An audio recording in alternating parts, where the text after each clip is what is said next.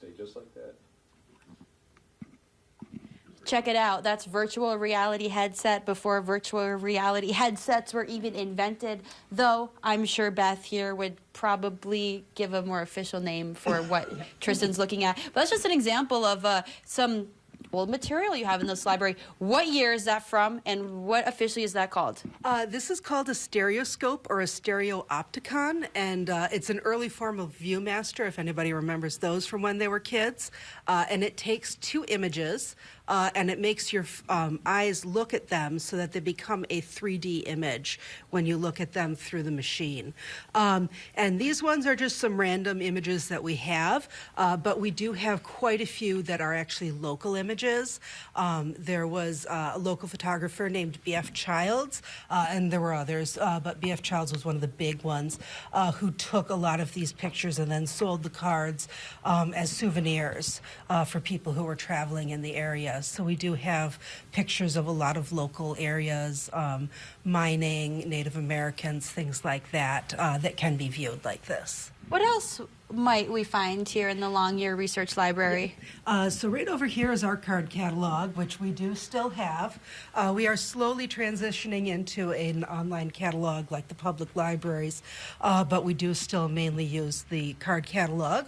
And we have all sorts of things like books, but we also have a large collection of maps. We actually just got some new map storage earlier this year. And we've got photographs. We've got archival collections, which are business papers, personal papers. We've got school records. We've got government records, all sorts of things like that, newspapers, city directories. You think of local history, we've got it. We've got yearbooks like Chris showed at the beginning. We've got diaries, oral histories, trying to think what else I haven't said yet. And now this is, of course, it's the Marquette Regional History Center. Is it Marquette County specifically, or does it kind of extend beyond that, or kind of not quite the whole county? We focus on Marquette County, but we do have some things from outside of Marquette County. So we do go into the surrounding counties, Alger, Dickinson, Baraga, and we do also have some things just around the UP and Great Lakes as well. So if you go back far enough into the fur trade, we have things even from Canada as part of that. Now, what's the protocol for coming in here and finding things? Do I have to make an appointment? Do I just come during regular hours? We do encourage people to make appointments, but people can come just as a walk-in. But if you make an appointment, we can make sure that we have materials ready for you. Sometimes it does take us a little bit of time to get stuff out or find the what would be the best item for you to be looking at.